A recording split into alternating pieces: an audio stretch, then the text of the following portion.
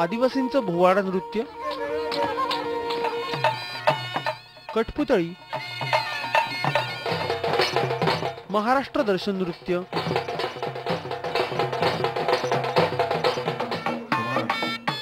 गोविंदा,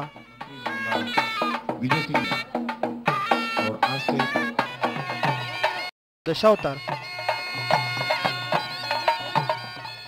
या वेगवेगळ्या लोककला एकाच ठिकाणी पाहण्याची संधी या शिल्पोत्सवानिमित्त मिळणार आहे।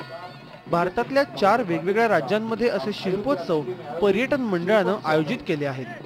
यहाँ औरंगाबाद में ये एक नया प्रयास होगा जिससे हम क्षेत्रीय आर्टिजन्स को और जो क्राफ्ट्समैन हैं और आसपास के लोगों को एक मौका देंगे कि वो अपने प्रोडक्ट्स को मार्केट कर सके और यहाँ के लोग उसका फायदा उठा सकें। स्थानिक कला आणि कलाकारांना संधी मिळावी म्हणून या महोत्सवात एमटीडीसीनेही भाग घेतलाय। शिल्पोत्सवात 150 स्टॉल्स उभारण्यात आले आहेत। शिवाय 100हून अधिक कार्यक्रमही इथे सादर होणार आहेत।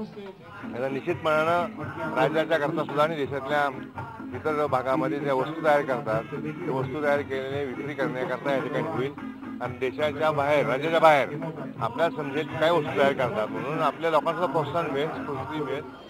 पैठणीपासून हस्तकला, शिल्पकला यांचे प्रॅक्टिकल्सही इथं करून दाखवण्यात येणार आहेत।